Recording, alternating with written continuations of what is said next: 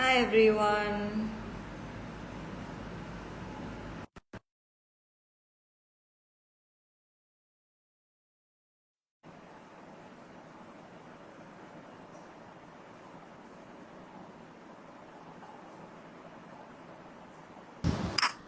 Hi Ashwin. Hello, hi Sangeeta, good evening. Okay, we're just gonna wait for like a few more minutes just to let more people join and then we'll start. Sure. Yeah. Okay. So hi everyone. Okay, wow, we have people joining. So if I'm audible, if you can hear us well, please give a thumbs up in the comment section so we know we're not talking to ourselves. I'll repeat that. If you can hear us, please do give a thumbs up in the comment section so we know that we're audible.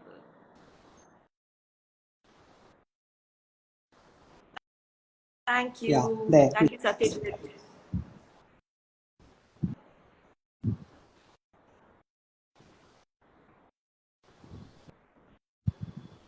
Okay, great. We're just going to wait for like maybe 2 more minutes and then we can get started. Okay, great. Good to know you can hear us, guys. That's very helpful, honestly. Okay, good. I think we can because we have quite a few people joining us, so I think we can just go ahead.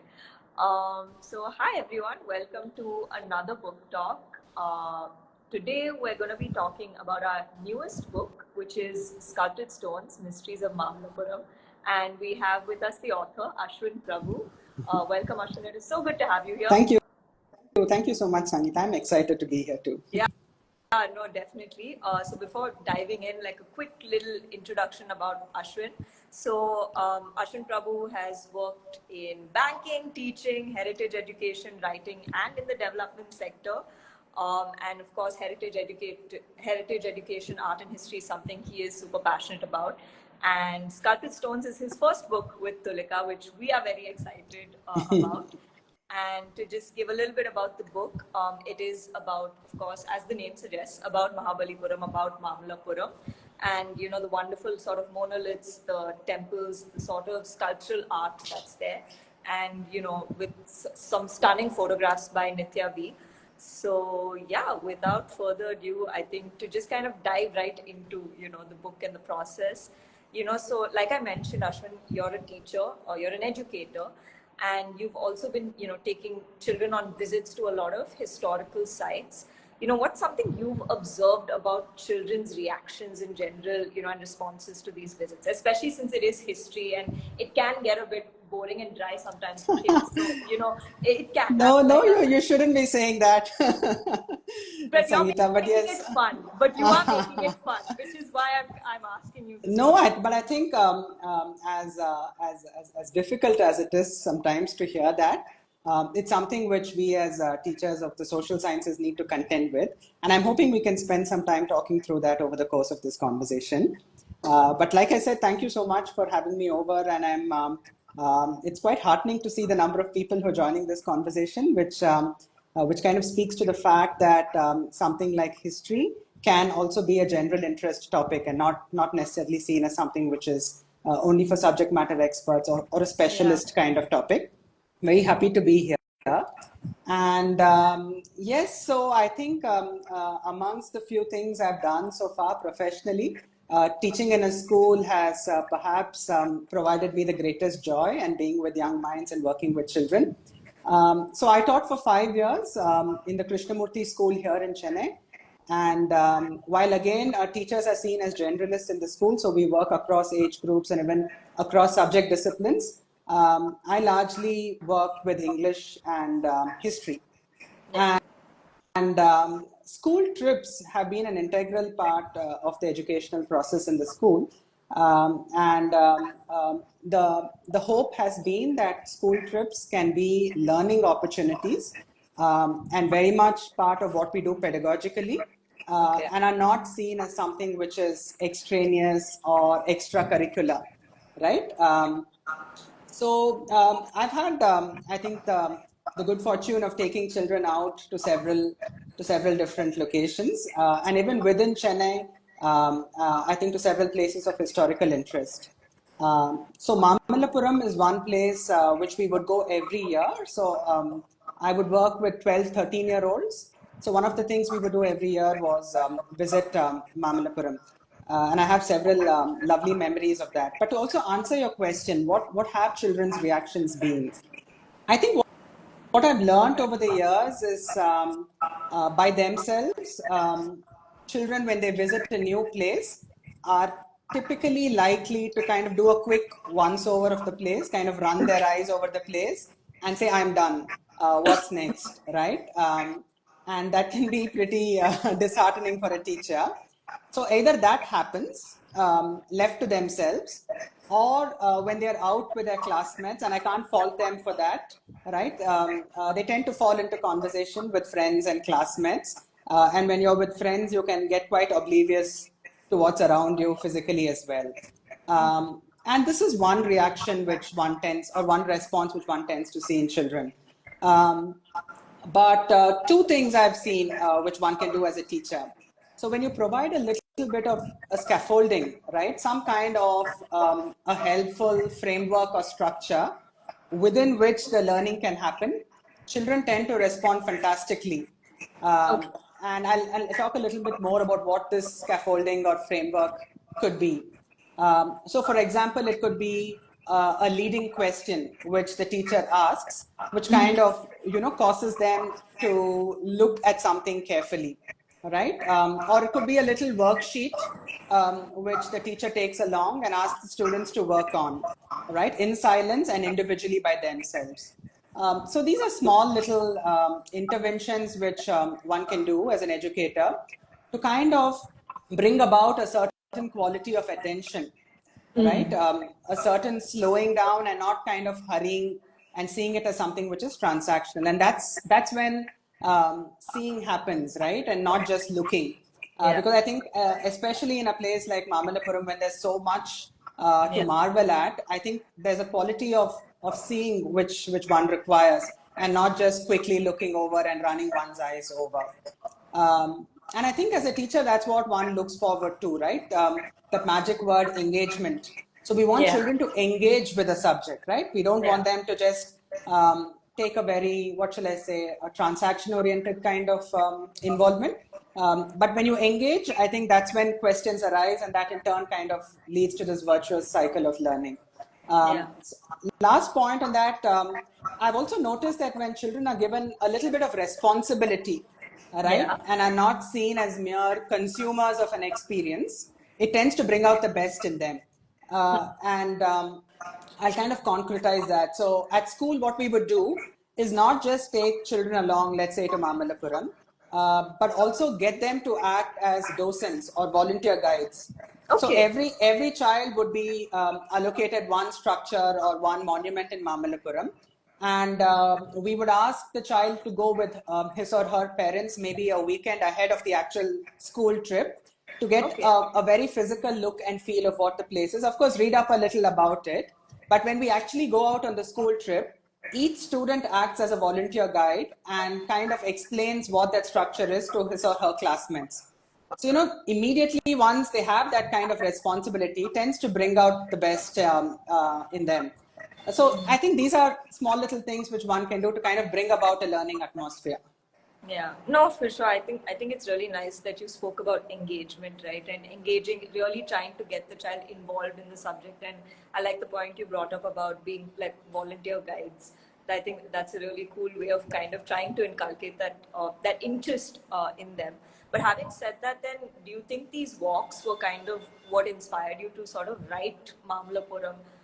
Because of course now we're seeing this influx of books on, of course, non-fiction, but on history and history education and heritage education for kids, right? So was this something that inspired you to write this? To be quite honest, Sangeeta, I've been doing this for a few years now, and I somehow never quite saw the possibility of a book. I never saw it as, let's say, book material. Um, and so I was quite happy taking children out on these walks and on these trips and talking about it and talking around it. But I think in the course of these conversations, I think the learning for me was also that children young children especially, tend to sometimes also get put off very early with a subject like history. And, Yeah. and I think that kind of touches a little bit on what you said. So many people see the subject as intimidating, as a set of facts or factoids and dates and years and names, right? And I think it works well for those who have a head for memory and a head for facts. But children learn in different ways, and I think we can't kind of straitjacket them into a single mode of learning. And when I reflected on my own childhood learning experiences as well, I could see the truth in that. I mean, I loved facts and reading, and I think I took to the subject quite easily. But I can now, as an adult, reflect back and see that it may not have been that pleasurable for someone who perhaps was not in the habit of reading, right? Yeah. So that troubled me as an educator, that children were making such early decisions on whether they like something or do not like something, right? And that got me thinking about what is the role of exploration in learning? Where does this feeling of wonder come in, right? And how do we get children to sample a wide range of things before quickly settling in on what they think they're good at or what they like, right? So these were some questions which kind of I was grappling with. Um, so the effort really in this book has been to go beyond facts and knowledge. Okay. So, and I think if at all there's any contribution from my side in writing about Mamallapuram, it's perhaps this somewhat novel pedagogical promise of kind of side skirting facts and knowledge, but still building a certain engagement with the subject. And I think that's really the impetus for writing a book like this. Yeah, because I think one of the things that is amazing about the book is, of course, the photography. That's really a really nice visual aid to it, and we will come to that. But obviously, having said that, this is a book for children, and I think writing for children is such a different ball game altogether as compared to writing for adults, right? For an older readership. So, what did you kind of find most enjoyable about writing this book, and what did you find challenging about writing it? I think, of course, what came naturally and what was most pleasurable was the storytelling aspect of the subject itself, right? And I think a lot of us have grown up, let's say, reading mythological tales and mythological stories. So staying true to that mold of storytelling was something which was quite enjoyable. And there's nothing like a good story to kind of hook a child in and get him or her started. So that, of course, that the entire narrative building process was something which I enjoyed. But there were other things as well, right? I think as a writer, these little nudges which you provide to a reader to kind of look in the right place, uncover something new. So those were very nice too. And of course, because you're writing for children, and I strongly believe that as a teacher, I think humor is a great device to bring into the classroom. So seeing the humor in these cultural compositions and kind of getting children to recognize it, I think all of that was hugely gratifying. Of course, there are also challenges, right? And like you said, at the end of the day, you're writing about something which has a lot of depth, Yeah. and there's lots of study and research which has already gone into it. So you want to kind of bring out that kind of complexity and depth, but you don't want to also dilute it, right, Yeah. for the young reader. And I think I got a lot of help from the Tulika editorial team in being able to do that as well. So yes, I think that was the challenge of writing a book of this nature. Yeah, no, no, for sure. And since you kind of touched upon research, I'm kind of curious, what was it like then researching for this book in particular? Because obviously there's a lot of history and mythology and, storytelling, as you said, around Mahabalipuram. So then, what was it like in terms of doing that research and putting it together for this book? Um, so this process of research, of course, has been an ongoing one, and so several years back, I was, I mean, I had the opportunity to be part of what was a docent training program by an organization called Tamil Heritage Trust, which is really a volunteer-driven heritage interest group here in Chennai. So I remember it was, I think, 2016 or 2017 when I enrolled for the training program. And I think that's when the focused task of reading about Mamallapuram really started. So there's always been a lot of reading around Mamallapuram, around the Pallavas, and that's been going on, and it's an ongoing one. And there's a huge body of literature available as well on this particular subject. So it seems like there's no end to how much one can read about Mamallapuram. But I also remember Professor Swaminathan, who's a retired mechanical engineering professor from IIT Delhi, who was one of the founders of Tamil Heritage Trust. He had written an excellent field guide for the docents. And it was a very systematic, structured kind of approach into understanding what was in Mamallapuram. And I still remember one section in the book. So there was always one section which said one thing to remember about what you're looking at, right? So you kind of distill the enormity and the absolute significance of all that you're seeing into one point. And I remember extending it when I work with children to kind of getting them to think about one thing to wonder at, right? In every single structure. So it's almost like a challenge to get them to say, what is that one thing which you will wonder at in this monument? So I mean, long story short, so there's been a lot of reading around the subject for many years now. And also the opportunity to listen to several subject matter experts speak about Mamallapuram. But if I were to put my finger on it, I think there's that one book which kind of got me started thinking about there's something in this for children which we should explore. And that was this book called The Great Penance at Mamallapuram, Deciphering a Visual Text. Right? And it's written by this American art historian called Michael Rabe. And who's unfortunately no longer around. He died very early in what was a very promising kind of innings as an art historian. But I think reading that book kind of set the tone for me to think about what would it be like to take the magic of this to young readers.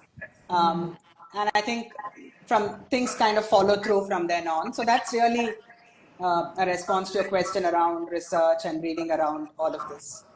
Yeah, because there is a lot in the book in terms of, like I said, the mythology and history surrounding different sculptures and, monuments in and around like Mamallapuram. And one of the things is obviously like the photography, like I mentioned, which I think is a great visual aid, to what you're trying to convey in the book through the text, right? And, shout out to Nitya V for like such amazing photographs. So, what was it like, collaborating with her? Because obviously, you want the photographs and the text to sort of complement each other, which I think they really do in the book. So what was it like for you working with her? No, I really do want to spend some time talking about this because Nitya was a student of mine in English classes in school. And she's, of course, now a very accomplished freelance photographer, cinematographer. So it's been wonderful to be a professional collaborator with someone who started off as your student. And I think it's just been such an enriching and valuable experience working with Nitya. And also to kind of, collaborate with someone who's so young and so talented and is able to bring in a fresh set of eyes and looking at some of this, which I've been looking at for quite some time. In fact, quite honestly, the hero, or in this case, the heroine, the protagonist, the lead figure in this book are really the visuals, right? Because I think they're doing the hard work of carrying the weight of a lot of storytelling in the book. So I think the photographs are really the lodestone around which the book is built. So we really couldn't have done without high quality photographs. So I think very thankful to Nitya for having agreed to do this project, but then having spent so much time on this as well. And I think the book owes a lot to, all the detail-oriented, carefully composed photographs, which Nitya has managed to capture for us. But also, I think missing the contribution of Arikta if I don't speak about that. And I think all of these photographs have come together so well in what is such a visually pleasing and vibrant design by Arikta. And thank you, Arikta, for kind of putting it all together so nicely as well. And I think the net result is the fact that these photographs and the book design kind of just stop short of gripping the reader by the hand and kind of escorting them to Mamallapuram. I think stopping short of doing that, the photographs do everything else. So really, I think they are the true hero or heroine of the book. Yeah, no, I think, like I said, I think when people get their hands on the books, they'll know exactly what we're talking about in terms of how visually like stunning it is, and it's very aesthetic, and it's really interesting how the text really complements it in terms of like, because when you're talking about say Bhagirath's penance, Arjuna's penance, you see those references and you really understand what you're trying to convey. Sangeeta, don't also give away too much. No, that's why I'm giving away this, because I feel like this is just something most people know. I'm not going to say anything more than this. But yeah, so that is something like I think people will really enjoy. But yeah, coming back to obviously heritage education and history, as an educator yourself, especially like in today's day and age, what are some things you think can be done to really inculcate that interest in children with regard to history and heritage and art history? Yeah. So that's so there's one thing I feel quite strongly about, and I think we kind of touched on that a little earlier in this conversation, is that the typical approach to the teaching learning of history has been that the entry points to the subject are invariably fact and knowledge, right? And like I said, it doesn't necessarily work for everyone. So in history, but specifically with respect to, let's say, historical art, I think as educators, we have an opportunity to come up with other entry points, right? And I think my belief is that we have what I like to think of as this holy triad of observation, description, and imagination, right? And this is something which is equally available to everyone, regardless of what prior knowledge you have about the subject, right? So really, I think my pet project in this book has been to kind of push this idea that if as teachers, we can kind of suspend this somewhat obsession with fact and knowledge, but allow children to observe carefully and encourage them to observe carefully, describe what they're observing, and then use their imagination to kind of fill in the gaps, right? I think then it makes the subject a far more inclusive one. But I think also equally importantly, and I write a little bit about this in the book, is that when you take an approach like this, I think the biggest service you're doing to your student is that you're freeing him or her from the fear of being wrong, right?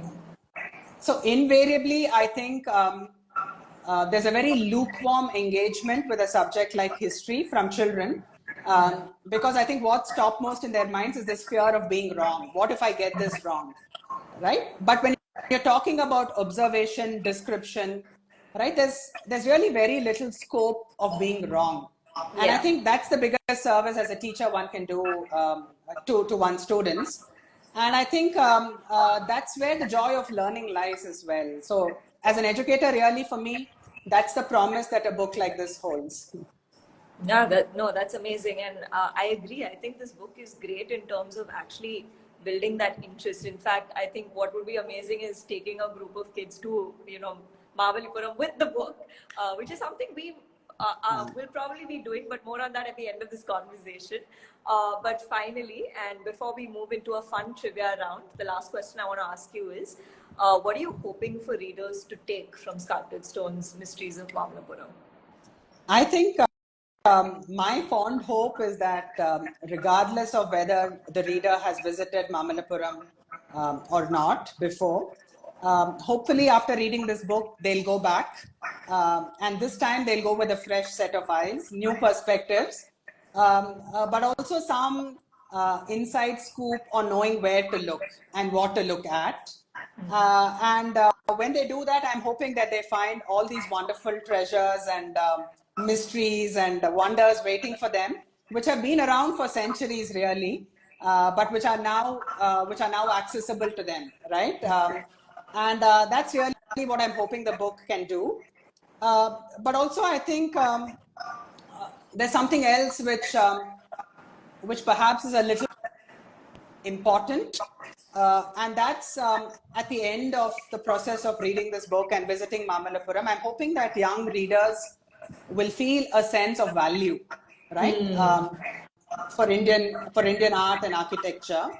And when they see that value for themselves and when they can feel it rather than be told of the value, I think that in turn leads to several interesting kind of relationships with Indian art and architecture. So hopefully it will kind of foster a feeling of care, a feeling of respect, right? And I feel that some of this is somewhat lacking in society today. And if the book can kind of bring about that sense of relationship with Indian art and architecture, I think it would have done its job. Yeah, no, for sure. And yeah, excited for the book to come out. Pre-orders are now open. So go to the website, order the book. And yeah, on that note, we're moving into a fun trivia section. So we've just, like, Ashwin's done some fun questions. I've done some maybe fun, maybe not so fun questions. But it's going to be a really short trivia round. So Ashwin, do you want to kick us off?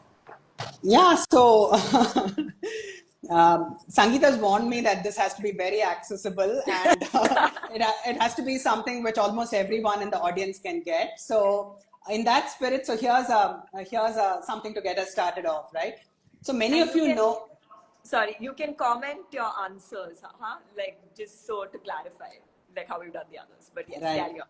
So I'm sure many of you know that Mahabalipuram, that is Mamallapuram, and I think the book kind of insists that one calls it Mamallapuram, was the capital of Mahamalla, right? Which in turn was the title of a Pallava king, Narasimha I, right? So Mahamallapuram, right, comes from Mahamalla, the title of the king.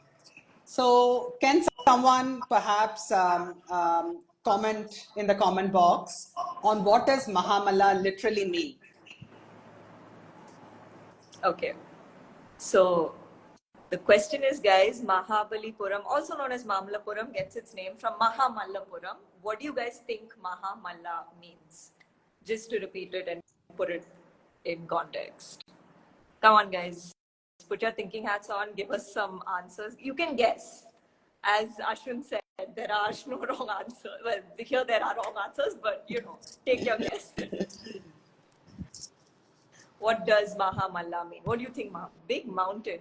You know, honestly, I thought it meant big mountain initially when I read it. That's actually a very astute kind of guess, right? Maha, big, and maybe Malla could be, but I see something else. Yeah, I see a couple of answers coming. Yeah, Shanta. I'm sorry, I'm not sure. Shanteri, I think Shanteri. Yeah, Shanteri Kamath and Anurag have gotten the answer correct, I think. Yes. I think good teamwork. So I think Shanteri started it off by bringing in the wrestler reference. Is it wrestler? And it's great wrestler. Yeah. Yeah, great wrestler, or yeah. So literally, it means that great wrestler. Okay. So next question.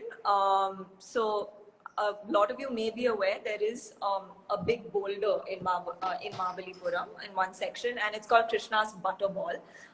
So the myth around it is basically it symbolizes, since Krishna loved stealing butter, and basically it's supposed to symbolize like a blob of butter that's kind of falling, and it's balanced really well. Now it's a really tall structure, and you know, it's really amazing how it balances. So the question is, how tall do you think that boulder is, Krishna's butterball?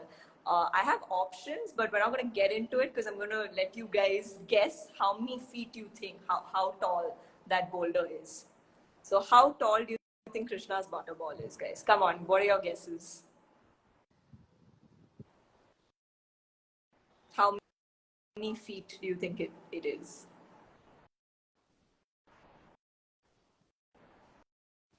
Two inches. Come on, guys. that's a bit. Okay, I'm going to give some options. So the options are 20 feet, 30 feet, 25 feet. I'll repeat that. 20 feet, 30 feet, 25 feet. 30 feet, 30 feet. Oh, wow, okay. 15 feet. That's not an option, but it's not half either. Come on, guys. How tall do you think Krishna's water is?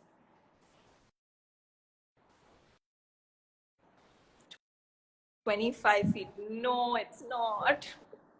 So that brings it down to two options then. Yeah. Wow, everyone's getting everything except the correct answer in this particular question, that is. So it's actually 20 feet, guys. That's the answer, but good go. So maybe Ashwin can take us to the next question. Yeah, so talking about mythology and storytelling, I thought this may interest the audience. So one theory, of course, around the Great Penance relief sculpture is that it is likely representing Arjuna's penance to Lord Shiva for a specific boon. And I think many of us know the story around Arjuna undergoing rigorous penance. And I also want to kind of stress that this is one theory, of course, that Arjuna, that the sculpture represents Arjuna undergoing rigorous penance for something, right? So the question really is, what was it that Arjuna wanted from Lord Shiva for which he underwent this rigorous penance? Okay, guys, come on. So, again, just to reiterate, so in the Great Penance, where Arjuna is supposed to be praying to Lord Shiva, what do you think he is praying to Lord Shiva for? What is the boon? What is the blessing he wants from Lord Shiva? For anyone who is familiar with the Mahabharata, all your this is when you recall all your grandparents' stories. Oh, wow, okay. We see the answer there, right? Yeah. Anurag, prosperity, Hari. Yes, it is a weapon. And I think we saw the right answer there. Yes. It kind of went past us, yeah. Yeah. Two people, Anurag and Prosperity Hari, gave the right answer. The Pashupatastra. Yeah. What is often referred to as the most feared weapon in Hindu mythology. Yes. So that is what Arjuna was after. Yes. Yeah. Okay, great. So, final question. So, as most of us know, or all of us know, that Mamallapuram is a UNESCO World Heritage Site. So the question is, when was it declared a UNESCO World Heritage Site? Which year do you guys think Mamallapuram got that sort of recognition? Which year did Mamallapuram become a UNESCO World Heritage Site? That's the question. 1967. Oh, wow. Sadly, no.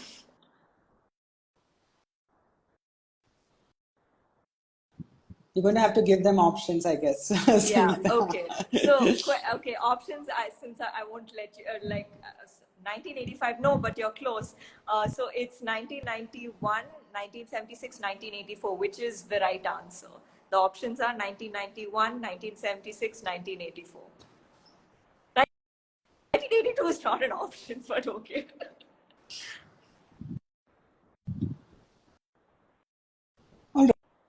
Right, Nivedita got that. Yes, 1984. That is the correct answer. And with that, we have come to the end of this trivia section. But thank you so much for being here, Ashwin. It was so much fun talking to you and talking about the book. And I'm so excited to see the book come out. Do you have any final words you'd like to kind of share with listeners? I'm just so happy being here, like I said, and seeing quite a few people logging in for the session.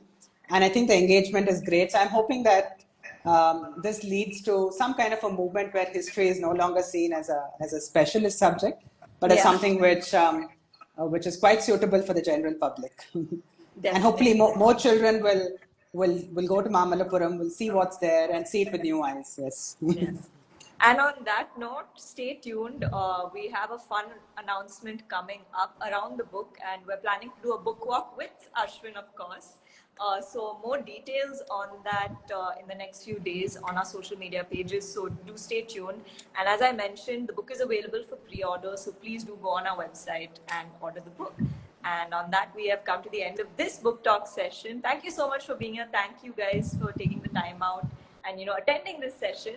And yeah, Happy New Year in advance. Thank you, everyone. Happy New Year.